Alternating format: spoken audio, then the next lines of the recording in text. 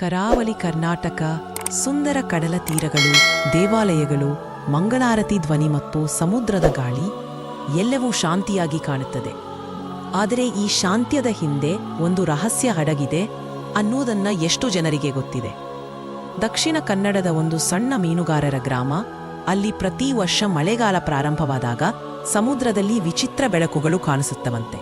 ಅದು ಸಮುದ್ರದ ಆತ್ಮದ ಎಚ್ಚರಿಕೆ. ಹಲವಾರು ವರ್ಷಗಳ ಹಿಂದೆ ಒಂದು ದಿನ ರಾತ್ರಿ 17 ಮೀನುಗಾರರು ದೋಣಿಯಲ್ಲಿ ಸಮುದ್ರಕ್ಕೆ ಹೋದರು. ಬೆಳಗ್ಗೆ ಮರಳಿ ಬಂದವರು ಕೇವಲ 3 ಜನ.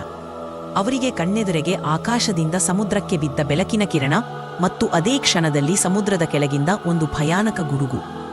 ಅದನ್ನು ಕಂಡವರು ಹೇಳುತ್ತಾರೆ, ಅದರ ಶಬ್ದ ಮಾನವೀಯವಾಗಿರಲಿಲ್ಲ. ಅದು ಕೋಪದಿಂದ ಕೂಗಿದ ದೈವದ ಧ್ವನಿ. ಅವರ ನಂತರ ಯಾರೂ ರಾತ್ರಿ ಸಮುದ್ರಕ್ಕೆ ಹೋಗಲಿಲ್ಲ. ಇಂದು ಅಲ್ಲಿ ಸಮುದ್ರದ ಬಳಿ ಕುಳಿತು ಕೇಳಿದ್ರೆ ಅದೇ ರಹಸ್ಯ ಶಬ್ದ ಗಾಳಿ ಜೊತೆ ಕೇಳಿಸುತ್ತದೆ ಅಂತ ಜನ ಹೇಳ್ತಾರೆ.